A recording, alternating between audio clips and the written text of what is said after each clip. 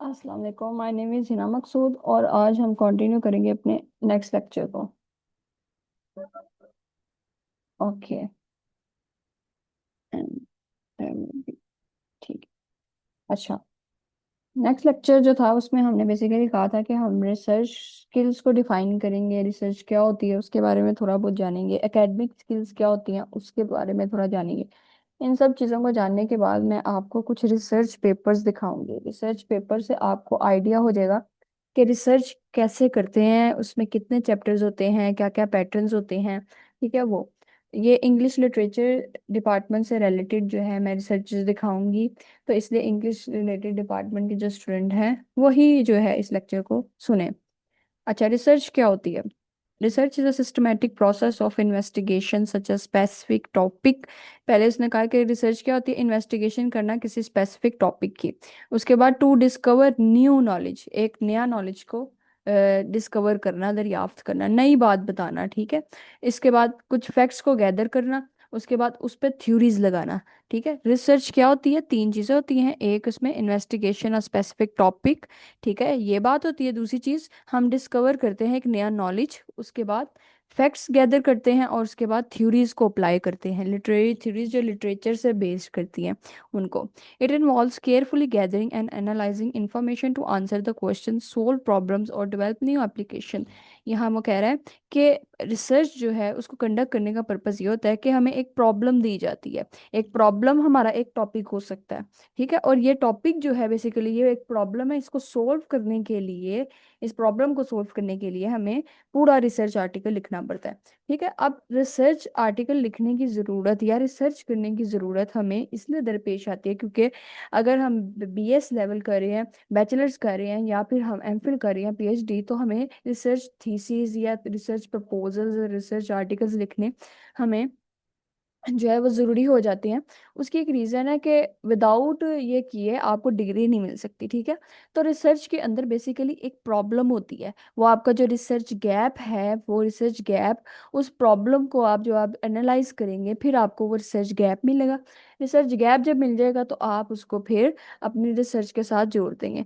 तो इस तरह ये जो है इस प्रॉब्लम को हम सोल्व कर सकते हैं अपनी रिसर्च के अंदर। English literature research can involve N analysing literary text. English literature से बेस जो करती है ना रिसर्च, उसमें ज़्यादातर क्या होता है, लिटरेरी टेक्स्ट होता है, यानी नावल हो गया, शॉर्ट स्टोरीज हो गई, ड्रामा हो गया, ये जो आपने पढ़ा है। ठीक है, उसके ऊपर रिसर्च की जाती है। ड्रामा जैसे मैं यहाँ पे कहती हूँ कि वाइट मैन जो है वो एक जो है नॉवल है, तो मैंने वो नॉवल सारा पढ़ा हुआ है A to Z। तो अब मुझे उस चीज़ उस नॉवल की हर चीज़ पता है, लिटरेरी डिवाइसेस पता है। ठीक है, ऑथर का मेन आइडिया उसके अंदर पता है। ठीक है, फिर छोटे छोटे जो इवेंट्स हैं मुझे वो याद है। तो मैं उस टेक्स्ट को पहले एनालाइज करूंगी उस पर रिसर्च करने के लिए, यानी उसको डीपली इसको पढ़ूंगी। फिर उसमें से एक्सप्लोरिंग हिस्टोरिकल कॉन्टेक्स्ट, फिर मैं उसके पीछे जो बैकग्राउंड है, ये नॉवल क्यों लिखा गया, किस एज में लिखा गया, ऑथर का पर्पस क्या था, उस एज में ऐसा क्या था, मैं उसका हिस्टोरिकल बैकग्राउंड जानने की कोशिश करूंगी। ठीक है, और third thing, examining the social and cultural influences of the author and their work. और तीसरी चीज, ऑथर पे जो था, वो जो नॉवल उसने लिखा है, उस नॉवल को लिखने के पीछे ऑथर पर उसके कल्चर और सोसाइटी का कितना इन्फ्लुएंस था। यानी उस ऑथर ने अपने नॉवल के अंदर जो है वो कल्चर की बात की है किसी, या फिर किसी एज की बात की है, वो सब चीज़ें। फॉर एग्जांपल अगर किसी एज में जो ऑथर है वॉर टाइम पे वो लिख रहा है। ठीक है, कोई भी ऑथर है, वो कोई किताब लिख रहा है और उस वक्त वॉर हो रही है, तो उसका लिटरेचर जो होगा वो ज़्यादा वॉर पे बेस करेगा। समझ में आई? तो इस तरह एज और कल्चर जो होते हैं ना, वो हमारे किसी भी राइटिंग को इफेक्ट करते हैं। ठीक है, नावल और ड्रामा और शॉर्ट स्टोरीज हो, उन पे इफेक्ट होते हैं। तो ऑथर जिस एज में पैदा होता है वो उस एज ही की प्रोडक्ट होता है। ठीक है, वो उस एज से हट के नहीं लिखता। तो ये चीजें, ये आपको पता चल गया रिसर्च क्या होती है। ठीक है, अब मजीद इसके अंदर अगर डीपली देखें तो रिसर्च स्किल्स, रिसर्च जो होती है basically is a structure and methodological way of exploring a subject to expand our understanding. It's not just about gathering information, it's about doing in so in a way that is systematic, rigorous and aimed at producing reliable and verifiable result। ये जो line है ये बड़ी important है। इससे पहले मैं यहाँ से ये भी लाइन करती हूँ। ये क्या कहते हैं इसमें, कहता है कि रिसर्च जो होती है एक प्रॉपर स्ट्रक्चर वे में की जाती है, इसमें कुछ मेथडोलॉजीज अप्लाई होती हैं। स्ट्रक्चर वे क्या होता है कि आपने माइंड में ना एक स्ट्रक्चर बिल्ड किया, एक फ्लो चार्ट बनाया, और आप उस फ्लो चार्ट को स्टेप बाय स्टेप फॉलो कर रहे हो। कोई भी अगर आपने प्रॉब्लम सोल्व करनी है तो उस प्रॉब्लम को सबसे पहले आपने एक्सप्लेन और डिफाइन करना है। उस प्रॉब्लम को एक्सप्लेन और डिफाइन करने के बाद उसके नीचे आपने प्लान करना है कि कितने स्टेप से वो प्रॉब्लम जो है वो सोल्व हो सकती है। इसी तरह रिसर्च है।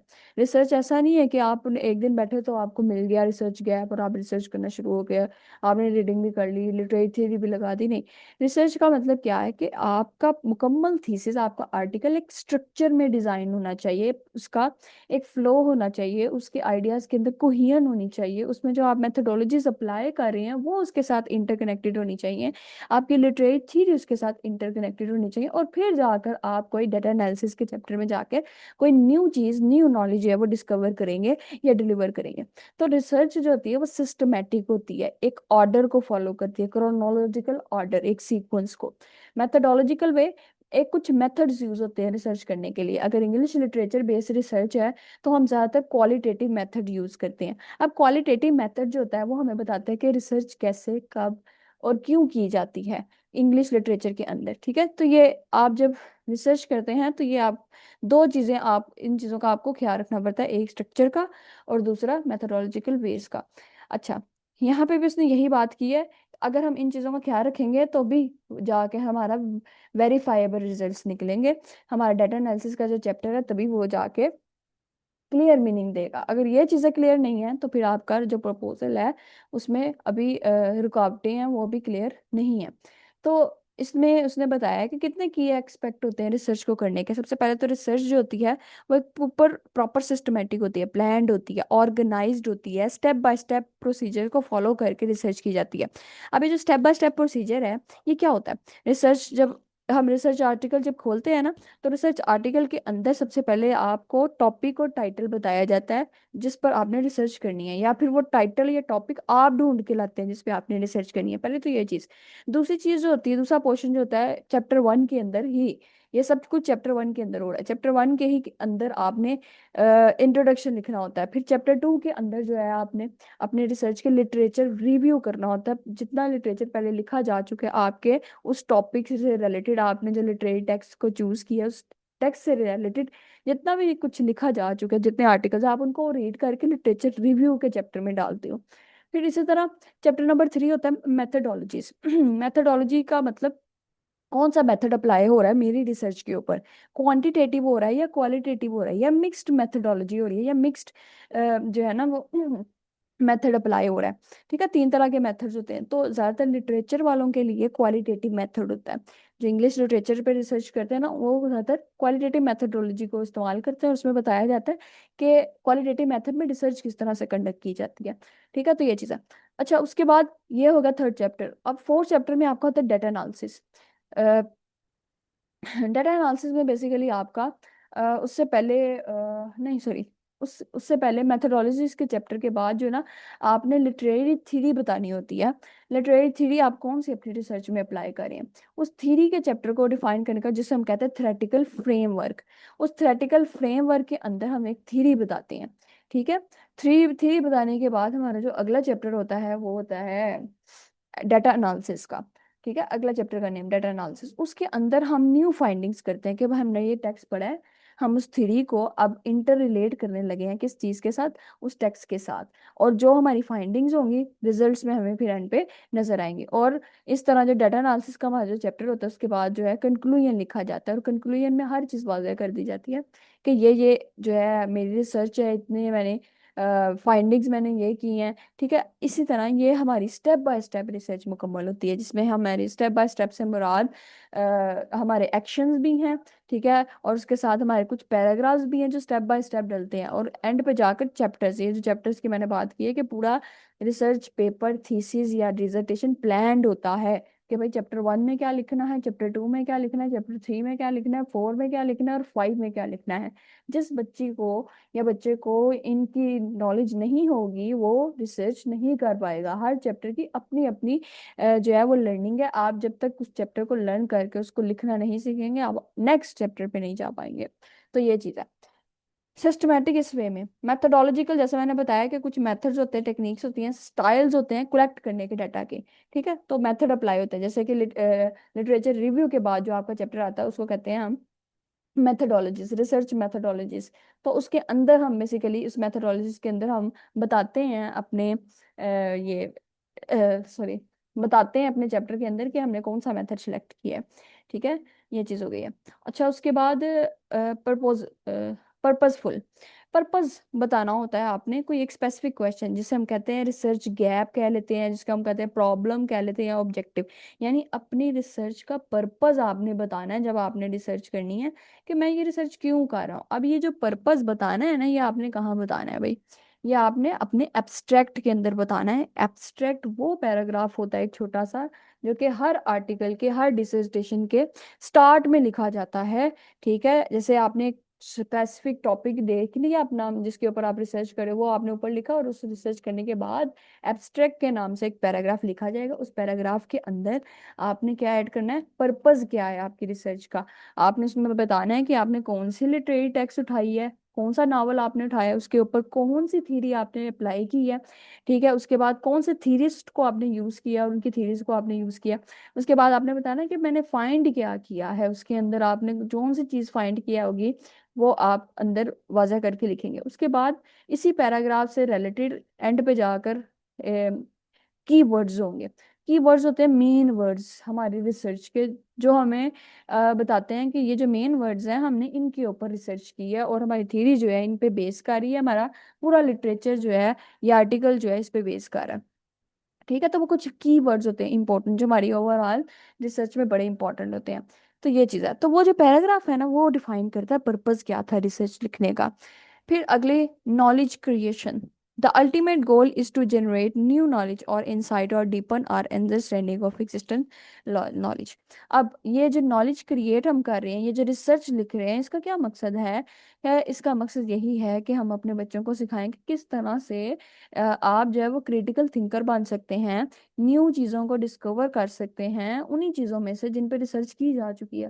देखो, एक ही नावल है, उसको कई तरीकों से जो है ना, डिफरेंट डिफरेंट रिसर्चर्स रिसर्च कर रहे हैं।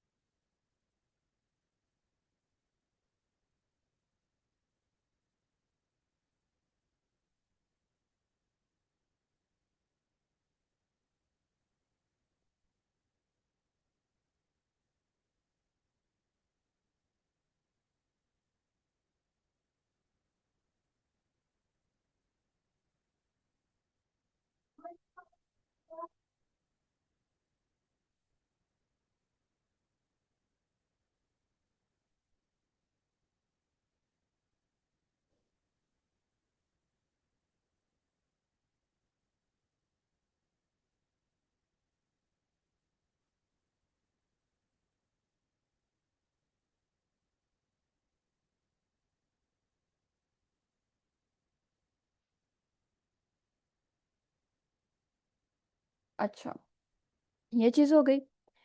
मजीद हम पढ़ेंगे रिसर्च इंग्लिश लिटरेचर में क्या है। वेट, और इंग्लिश लिटरेचर में रिसर्च कैसे कंडक्ट करते हैं।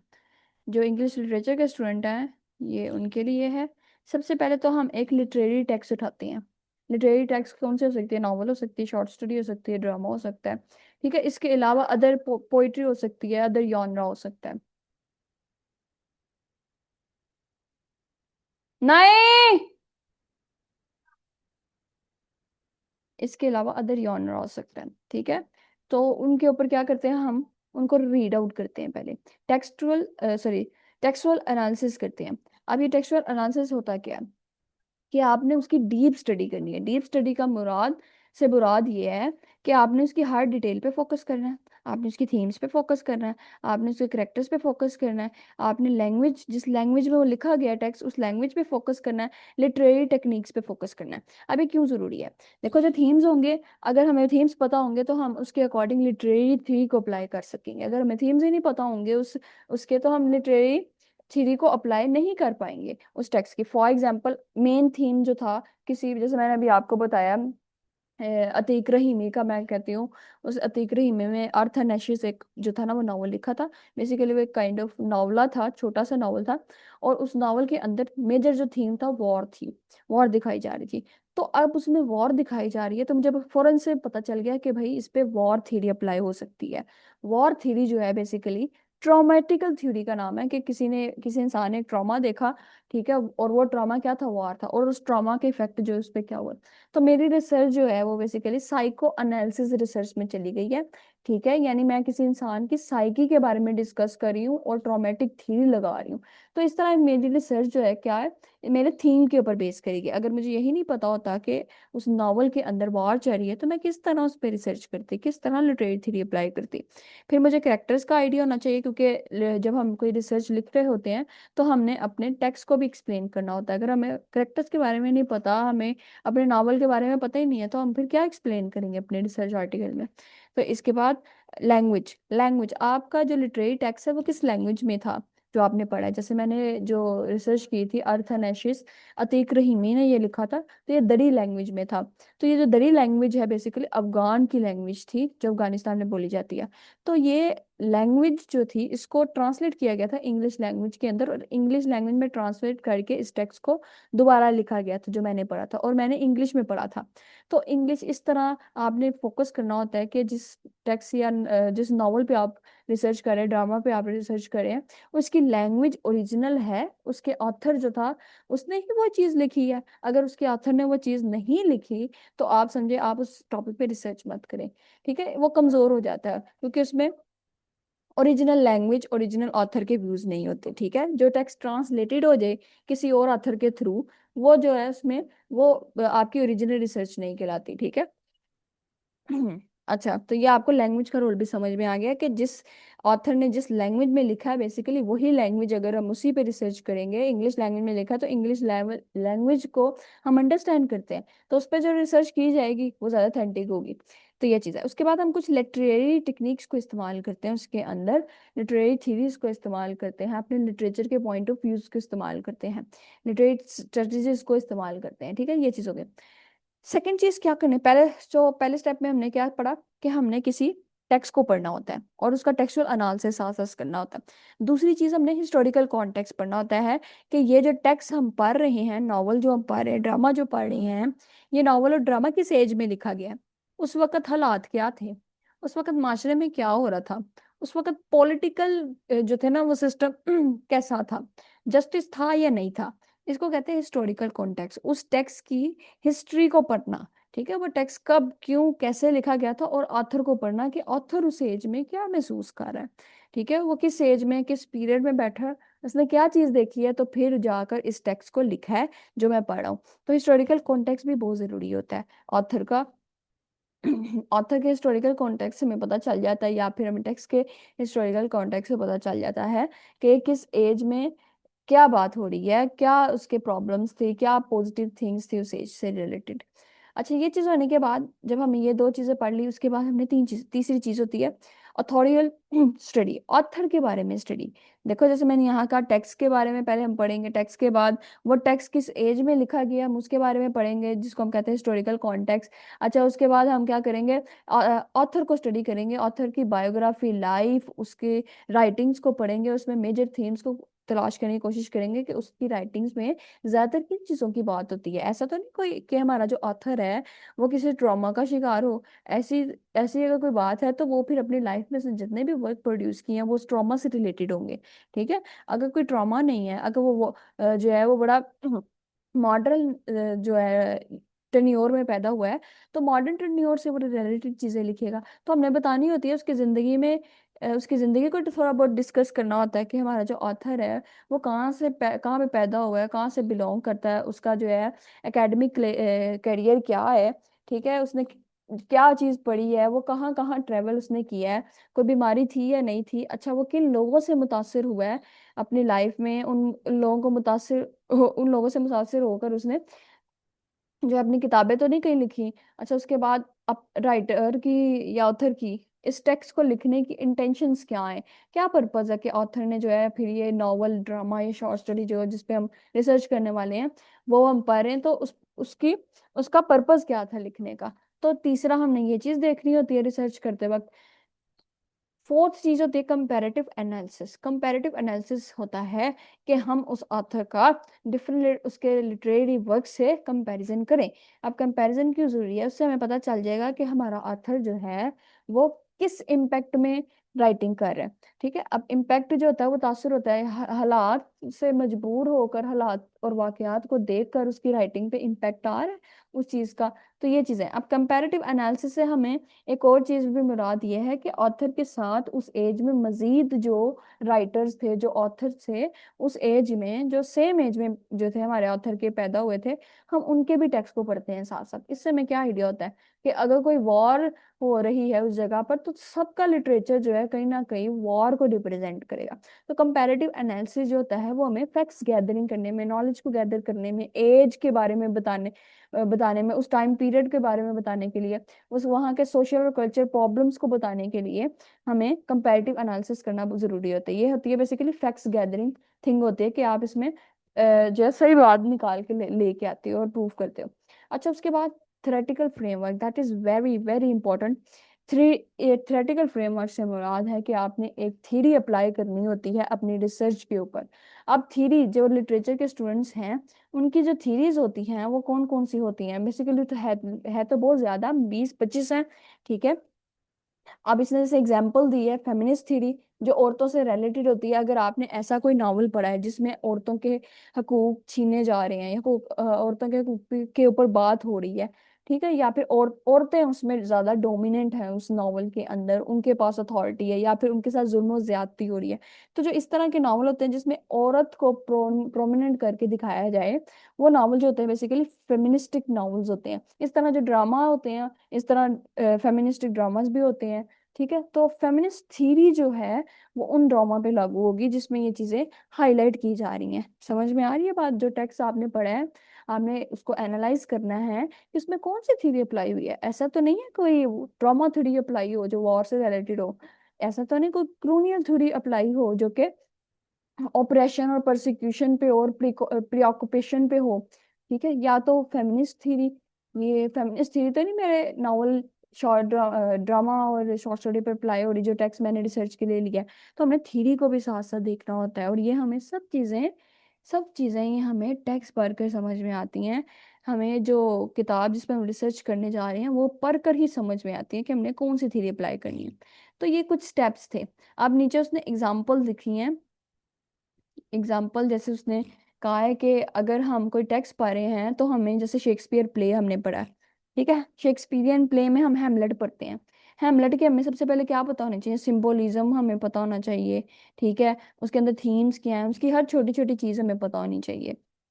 फिर इस तरह हमने अगर कोई विक्टोरियन लिटरेचर पढ़ा है, ठीक है, जो कि क्वीन ऑफ विक्टोरिया के दौर में लिखा गया है, ठीक है, लिटरेचर, इसलिए उस एज का नाम विक्टोरियन लिटरेचर कहा गया है उसको।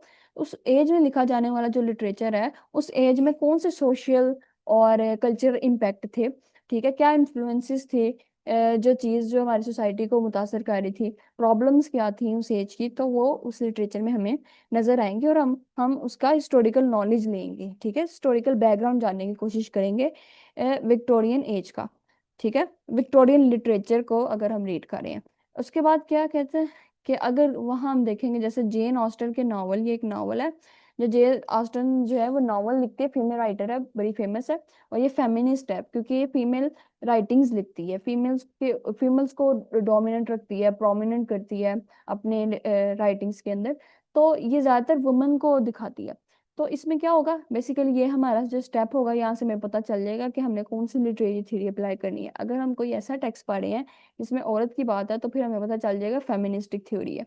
जिसमें जमीन के छीने जाने की बात है, कब्जा करने की बात है, हुक्मरानी करने की बात है, वो होगी कलोनियलिज्म थ्योरी होगी ना। तो इस तरह हमें पता चल जाएगा। अच्छा, उसके बाद क्या? फोर्थ स्टेप, हम कंपेयरिंग करेंगे वही थीम्स को जो हमने उस टेक्स्ट में पढ़ी है दूसरे, उसी एज के दूसरे ऑथर्स के साथ।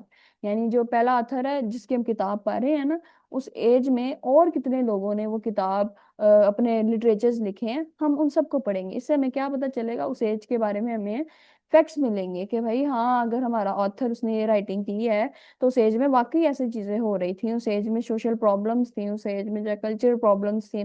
ठीक है, उसके बाद मेल डोमिनेंट सोसाइटी थी या नहीं थी। ठीक है, उस दौर में इक्वेलिटी प्रमोट की जा रही थी या कोई वॉर चल रही थी। तो ये हमें कंपैरेटिव एनालिसिस करके पता चलता है, उस दौर के राइटर्स को कंपेयर करके, उनके वर्क्स को कंपेयर करके स्टडी करके पता चलता है। Applying the post colonial theory to the works of the जोफिन, क्या ये इसने एग्जांपल दी है कि जैसे जोसेफ कॉनरेड का जो आपने नावल अगर आप पढ़ें, उस नावल का नाम फॉरगॉट हो गया मेरे ज़हन से, उसमें था, क्या नाम था उसका, चले, जोसेफ कॉनरेड जो है हमारा, ये एक ऑथर है। और इसकी जो राइटिंग है ज्यादा पोस्ट कॉलोनियलिज्म जो है वो डिफाइन करती हैं, इस थ्योरी को, पोस्ट कॉलोनियल थ्योरीज को डिफाइन करती हैं। ठीक है, बड़े फेमस फेमस इसके नावल है, और अगर हम इसके नावल्स को पढ़ेंगे तो हमें फौरन से पता चल जाएगा वहां पे पोस्ट कॉलोनियल थ्योरी अप्लाई होती है, तो हमें आइडिया मिल जाएगा। तो ये सब इंग्लिश लिटरेचर वाले इन स्टेप्स को फॉलो करके रिसर्च जो है कंडक्ट करते हैं। अगर इन चीज़ों को फॉलो, एक भी पैटर्न को फॉलो नहीं करते, तो वो क्या होगा, उनकी रिसर्च पे इम्पेक्ट आएगा इस चीज़ का। तो लिटरेचर वालों ने इस चीज़ का ध्यान रखना होता है। मजीद हमने पढ़ ली कि रिसर्च क्या होती है और रिसर्च कंडक्ट कैसे होती है, हमने ये दो चीज़ें पढ़ ली। ठीक है, और इंग्लिश बेस्ड जो रिसर्च होती है वो कैसे कंडक्ट होती है। ठीक है, ये चीज़ हो, आगे क्या है, व्हाट आर रिसर्च स्किल्स। अब हमें ये तो पता चल गया कि रिसर्च कैसे होती है, लेकिन हमें ये नहीं पता कि इसके लिए, रिसर्च करने के लिए कौन कौन सी स्किल्स को पहले हमें डेवलप करना पड़ता है अपने अंदर। जब तक वो स्किल्स डेवलप नहीं होंगी, हम रिसर्च लिख ही नहीं सकते, हम सेंटेंसेस बना ही नहीं सकते, हम किसी थीम के बारे में डिस्कस कर ही नहीं सकते। ठीक है, हम खुद से नहीं कुछ लिख सकते। तो ये स्किल्स पहले किसी इंसान में जो रिसर्च कर रहा है इंग्लिश लिटरेचर के ऊपर, कोई लिटरेरी बुक के ऊपर रिसर्च कर रहा है, उसके पास ये सारी स्किल्स होनी चाहिए। और ये स्किल्स सिर्फ इंग्लिश लिटरेचर वालों के लिए नहीं, बल्कि ये सबके लागू होते हैं। एक आम इंसान जो है ना, उस पे भी ये चीजें लागू होती हैं कि अगर वो आम इंसान अपने शोबे में जो है मास्टरी करना चाहता है ना, तो उसके पास भी ये स्किल्स होनी चाहिए। रिसर्च स्किल्स में क्या होता है, ब्लेंड ऑफ क्रिटिकल थिंकिंग, कि भाई एक इंसान क्रिटिकल थिंकर हो। अब क्रिटिकल थिंकर गहरा सोचने वाला, दलीलें देने वाला। ठीक है, एकदम आप उसको कोई बात करेंगे वो नहीं मानेगा, वो पहले उस बात की तह तक जाएगा। ठीक है, वो उसको उसके अबाउट फैक्ट्स गैदर करने की कोशिश करेगा, उस प्रॉब्लम को जब वो सोल्व करेगा फिर वो आके कहेगा हाँ भाई तुम तो बात ठीक कर रहे हो। This is called your critical thinking, कि आप किसी चीज को एज इट इज एक्सेप्ट नहीं करते, रिसर्च करते हो उसके ऊपर, प्रॉपर फैक्ट्स गैदर करते हो, फिर आके आर्गुमेंट करते हो और फिर कंक्लूजन निकालते हो। हाँ जी। हैं? आ रही हूँ, मैं लेक्चर दे रही हूँ।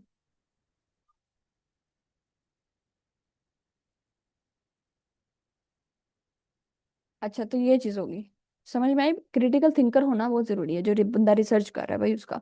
अच्छा, मजीद एक तो ना ये ऊपर, दूसरा, एनालिटिकल एबिलिटीज। एनालिटिकल एबिलिटीज से मुराद जजमेंट देने की एबिलिटी होनी चाहिए। अब जजमेंट वही कर सकता है, डिसीजन मेकिंग वही कर सकता है जो इंसान जिसके पास बहुत ज्यादा नॉलेज हो, जिसके पास बहुत ज्यादा फैक्ट्स हो, इन्फॉर्मेशन हो। ठीक है, जिसके पास फैक्ट्स नहीं, नॉलेज नहीं, इन्फॉर्मेशन नहीं है, वो किस तरह फैसला कर सकता है किसी चीज का, वो किस तरह आर्ग्यूमेंट दे सकता है किसी चीज के ऊपर। ठीक है, तो ये एनालिटिकल एबिलिटीज ये होती है। अच्छा, इफेक्टिव कम्युनिकेशन। अब जो रिसर्चर होता है उसको कम्युनिकेट करना आना चाहिए। फॉर एग्जाम्पल, अगर आपकी राइटिंग स्किल्स ही नहीं ठीक, आप लिखाई में ही नहीं ठीक, आपकी लिखाई खराब है, इंग्लिश आपको आती नहीं है और आप रिसर्च कर रहे हैं, तो क्या आपकी रिसर्च जो है वो रेलिवेंट होगी? कभी भी नहीं होगी, क्योंकि उसमें आप इफेक्टिव कम्युनिकेशन ही नहीं कर पा रहे अपने रीडर से, जिसने उसको पढ़ना है। तो जब कम्युनिकेशन जो है वो सही नहीं है, तो फिर कैसे रिसर्च ठीक होगी? तो दोनों लेवल्स पे, वर्बल भी और रिटर्न भी, चूंकि रिसर्च से रिलेटेड अगर बात करूं, जो आर्टिकल लिखते हैं थीसिस, तो उसमें रिसर्च उसमें जो है ना राइटिंग स्किल्स ज्यादा यूज होती हैं। वर्बल स्किल्स होती है हमारी आम डेली रूटीन में यूज होती हैं। तो अगर हमें वर्बली भी इंग्लिश लैंग्वेज बोलने नहीं आती, तो फिर हम किसी को अपनी बात जो है वो क्लियर आउट नहीं कर सकते, सही तरीके से बता नहीं सकते। तो ये चीजें रिसर्च में होना जरूरी है। अच्छा, उसके बाद ये these skills are honed through close reading. अब ये जो स्किल्स हैं ये कैसे पैदा होती हैं, हम किस तरह एक पर्सन को क्रिटिकल थिंकर बना सकते हैं, किस तरह एक पर्सन अपनी एनालिटिकल एबिलिटीज को डेवलप कर सकता है, किस तरह वो एक इफेक्टिव कम्युनिकेशन कर सकता है, उसकी उसमें ये बताया है कि ये चीजें हैं। First of all close reading. जब तक वो क्लोज रीडिंग नहीं करता किसी चीज की, ठीक है, तब तक वो इफेक्टिव कम्युनिकेशन नहीं कर सकता, वो एक क्रिटिकल थिंकर नहीं बन सकता, वो एनालिटिकल एबिलिटीज को डेवलप नहीं कर सकता। क्लोज रीडिंग क्या होती है कि एक बंदे को बुक रीडर होना चाहिए। क्योंकि आप जब रिसर्च कर रहे हैं किताब पर, ठीक है, तो इसका मतलब आप पहली दफा किताब पढ़ने ना बैठे, आपने किताबें पढ़ी हो, आपको पता हो कि किताबें पढ़ने का तरीका क्या है, क्राइटेरिया क्या है, और किस तरह वर्ड बाय वर्ड किताब को पढ़ा जाता है, ना कि एकदम जो है आपने उसका समरी जाके डिग आउट कर ली, इसको पैराफ्रेज कर लिया और कहा कि भाई मुझे तो सब पता है कि इस नॉवल में हो क्या रहा है, शॉर्ट स्टोरी में हो क्या रहा है। नहीं, टेक्सुअल नॉलेज, एक एक लफ्ज का, एक एक लफ्ज के बैकग्राउंड का, हिस्टोरिकल बैकग्राउंड का नॉलेज, ऑथर ने ये लफ्ज क्यों इस्तेमाल किया है इस रिसर्च के अंदर, उसका नॉलेज। अच्छा, करेक्टर्स के बारे में बताना, तो करेक्टर्स किस तरह के हैं उनके बारे में नॉलेज। इसको कहते हैं क्लोजली रीड करना किसी चीज को। उसके बाद टेक्सुअल एनालिसिस देखना, टेक्स्ट का एनालिसिस करना, थीम्स क्या हैं, सिंबल्स क्या हैं, मेजर चीजें जो होती हैं उसमें से डिग आउट कर लेना पढ़ने के बाद। ठीक है। अच्छा, उसके बाद construction of well supported argument, उसके बाद आर्ग्यूमेंट्स डेवलप करना। अगर फॉर एग्जांपल मैं प्रूव करना चाहती हूँ कि मैंने जो नॉवल पढ़ा है अर्थनेशिस, उसमें वॉर दिखाई जा रही है और इस पर वॉर थ्योरी ही अप्लाई होगी, यानी जो मैंने थ्योरी लगाई थी उसका नाम था psychological trauma theory. Psychological trauma theory तो परफेक्ट है मेरे नॉवल पे लगने के लिए अर्थनेशिस के ऊपर। क्यों? मैंने दलाइल दी है, क्योंकि मैंने दोनों चीजें रीड की थी, मुझे थ्योरी का भी पता था, trauma theory, psychological trauma theory के बारे में भी पता था, और मुझे अर्थनेशिस नॉवल में वॉर जो हो रही है उसके बारे में भी पता था। तो मैंने दोनों चीज को इंटर लिंक्ड कर दिया आपस में। इस तरह क्या हुआ कि मुझे आर्ग्यूमेंट्स मिले, वेल सपोर्टेड आर्ग्यूमेंट्स। तो जब भी कोई मुझसे पूछेगा कि आपकी जो है ये रिसर्च जो है किस तरह एक वेल स्ट्रक्चर्ड है, तो मैं उसको बताऊंगी कि ये चीजें हैं उसमें। अच्छा, उसके बाद further more research in English literature necessitates the ability to synthesize the information। जब हम रिसर्च करते हैं तो हम क्या करते हैं, उसमें हम इंफॉर्मेशन को सिंथेसाइज करते हैं, जोड़ते हैं। डिफरेंट इंफॉर्मेशन जो हम डिफरेंट साइट से निकालते हैं, उन सब इंफॉर्मेशन को हम अपनी रिसर्च के अंदर एक कोहेन वे में कनेक्ट करते हैं, इंटरकनेक्ट करते हैं, कोई ऐसी चीज नहीं लगाते जो इररेलेवेंट हो। फॉर एग्जाम्पल, अब हमसे पूछा जा रहा है कि ऑथर की जो है ना लाइफ बताएं, तो अब हमने उसकी लाइफ बतानी है, उसकी एज नहीं बतानी। ठीक है, उस एज में क्या हो रहा है हमने ये नहीं बताना, हमने उसकी लाइफ बतानी है, लाइफ से रिलेटेड बात है। लाइफ में क्या होता है, जब वो पैदा होता है उसकी कहाँ पैदा हुआ, माँ बाप कैसे थे, माँ बाप जो थे वो पुअर थे, क्या था उनका स्टेटस, क्या था, कोई बीमारी शायरी तो नहीं थी, उसकी पर्सनल लाइफ में कोई मैरिज सिस्टम उसका कैसा जा रहा था, फ्लो कर रहा था। ठीक है, तो ये चीजें होती हैं। तो रेलिवेंट रिसर्च लिखने के लिए हमें अपने आइडिया से रिलेटेड चीजें लानी होती हैं। तो मेरा जो रिसर्च का टॉपिक जो होगा उससे अगर मैं इररेलेवेंट बात करूंगी, तो फिर मेरी रिसर्च जो है रिजेक्ट होने के चांसेस बढ़ जाएंगे। तो लिहाजा मैंने अपने टॉपिक से रेलिवेंट बातें ही करनी है। समझ में आ गई ये बात, सिंथेसाइज करना है इंफॉर्मेशन को। डाइवर्स पर्सपेक्टिव को अंडरस्टैंड करना है, जैसे उस टेक्स्ट के ऊपर जितनी भी रिसर्चेज हो गई है ना, उसको रिव्यू करना है, और लोगों के डिफरेंट डिफरेंट जो पर्सपेक्टिव थे उन्होंने क्या इस नॉवल से इस डिग आउट किया है, कौन सी नई चीज जो है बताई है कि भाई इसमें तो ये चीज भी है, एक रिसर्च गैप्स निकाले हैं। ठीक है, मुझे इससे पर्सपेक्टिव बन जाएगा और यही चीज मुझे मेरा एज भी देगी, जिस ऐसा टॉपिक जिसके ऊपर मैंने रिसर्च करनी है। इसी से लिटरेचर रिव्यू से ही हमें पता चलता है कि हमारा रिसर्च गैप कैसे फाइंड आउट होगा। अगर हम लिटरेचर रिव्यू नहीं करते तो हमें कभी भी पता नहीं चल सकता कि हमने किस टॉपिक पे रिसर्च करनी है। तो अगर आप किसी चीज पे रिसर्च करना चाहते हैं, किसी नावल पे, तो सबसे पहले आपने उस नावल को पढ़ना है, उसकी क्लोज रीडिंग करनी है, उसकी हर चीज आपको पता हो, थीम, सिंबल, ये सब चीजें पता हो, हिस्टोरिकल बैकग्राउंड पता हो, और फिर आपने शिफ्ट करना है लिटरेचर रिव्यू की तरफ, कि आपने अपने टेक्स्ट से रिलेटेड तमाम रिसर्च आर्टिकल्स पढ़ने हैं, पीडीएफ्स पढ़नी है, ठीक है, जर्नल्स पढ़ने हैं आपने, उसके बाद थीसिस पढ़ने हैं जिसने उस पर रिसर्च की है। ठीक है, आप जब उसके रिसर्चेस को पढ़ेंगे तो उसने फाइंड किया है ना, आप उन जैसी चीजों को फाइंड जो है दोबारा नहीं कर सकते। आपको पता चल जाएगा कि भाई इन सब ने ये चीजें फाइंड कर ली हैं, अब मुझे को इन सब से हट के क्या चीज जो है वो क्रिएट करनी है। ठीक है, वो आपको उनको पढ़ने से ही पता चलेगा। तो इसको कहते हैं रिसर्च गैप। और रिसर्च गैप से रिसर्च क्वेश्चन निकाल लिया आपने। समझ में आ गया, रिसर्च क्वेश्चन, और इस रिसर्च क्वेश्चन के ऊपर पूरी हमारी रिसर्च बेस करती है। ये चीजें आपको समझ में आ गई होंगी। बाकी स्किल्स में जो हमने बात की थी, दो तरह की ये जो स्किल्स की उसने कुछ टाइप्स लिखी हैं, एनालिटिकल स्किल्स, कम्युनिकेशन स्किल्स होनी चाहिए हमारे पास, और रिसर्च स्किल्स होने चाहिए। इसके अलावा अदर स्किल्स, रिसर्च स्किल्स जैसे हम अभी ऊपर रिसर्च कंडक्ट करने के लिए जो कुछ स्किल्स होती हैं हम उनको पा रहे हैं। ठीक है, एनालिटिकल स्किल्स में वो कहता है क्लोज रीडिंग होनी चाहिए, क्रिटिकल थिंकर होना चाहिए एक रिसर्चर को। फिर वो चीज़ों को सिंथेसाइज करे, यानी कनेक्ट करे एक दूसरे से। ऐसा नहीं है कि वो इररेलेवेंट चीज़ों को अंदर अप्लाई करता जाए और इंफॉर्मेशन जो है उसकी इररेलेवेंट हो जाए, इस तरह रिसर्च आर्टिकल खराब हो जाए। अंडरस्टैंड लिटरेरी थ्योरी का उसको भाई पता होना चाहिए, जो जिसके ऊपर वो रिसर्च कर रहा है नॉवल पे, उसकी लिटरेरी थ्योरी कौन सी अप्लाई होगी उसको ये भी पता होनी चाहिए। उसके बाद कम्युनिकेशन स्किल्स, यानी उसकी राइटिंग स्किल्स अच्छी होनी चाहिए। जो चीज़ वो रिसर्चर है, रिसर्च आर्टिकल लिख रहा है, रिसर्च थीसिस लिख रहा है, तो उसके जो सेंटेंसेस हैं वो वेल स्ट्रक्चर होने चाहिए, कंसाइज होने चाहिए, क्लियर और प्रॉपर होने चाहिए, ग्रामेटिकल मिस्टेक्स उसमें नहीं होनी चाहिए। तो अगर कोई बंदा जो है उसमें कम्युनिकेशन स्किल जो है वर्बली अगर वो देखी जाए, तो उसके वर्बली आइडियाज जो हैं वो प्रॉपर होने चाहिए, वो भी वेल स्ट्रक्चर होने चाहिए। ठीक है, वो कॉन्फिडेंट नजर आना चाहिए वो पर्सन जो अपनी बात, अपना पॉइंट ऑफ व्यू आगे रख रहा है। तो कम्युनिकेशन स्किल्स का मकसद क्या होता है कि आपकी राइटिंग भी अच्छी हो। ठीक है, आप एक अच्छे लिसनर हो, आप अच्छे स्पीकर हो, तभी आप उसको लिख सकते हैं, अच्छे आर्ग्यूमेंट्स डेवलप कर सकें। ठीक है, आप तब एक क्रिटिकल थिंकर। कम्युनिकेशन स्किल्स मतलब ये सब चीज़ें सिखाती हैं आपको। ठीक है, ये चीज़ें अगर आपके नहीं होंगी तो रिसर्च में आपको क्या चीज फेस करनी पड़ेगी? रिसर्च में आपको प्रॉब्लम्स फेस करनी पड़ेंगी, ग्रामेटिकल प्रॉब्लम्स, सेंटेंस के स्ट्रक्चर की गलतियां, आपकी एरर्स निकलेंगी अंदर।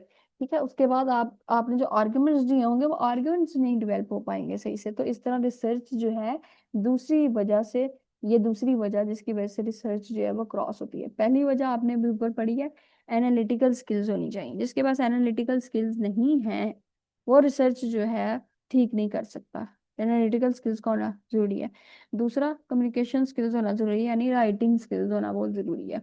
आर्गुमेंटेटिव स्किल्स होना बहुत जरूरी है, ये सेकंड थिंग। तीसरा, रिसर्च स्किल्स होना बहुत जरूरी है। रिसर्च से मतलब ये सब चीजें कि हमें लोकेटिंग, कोई चीज कब कैसे क्यों लिखी गई है हमें ये पता होना चाहिए।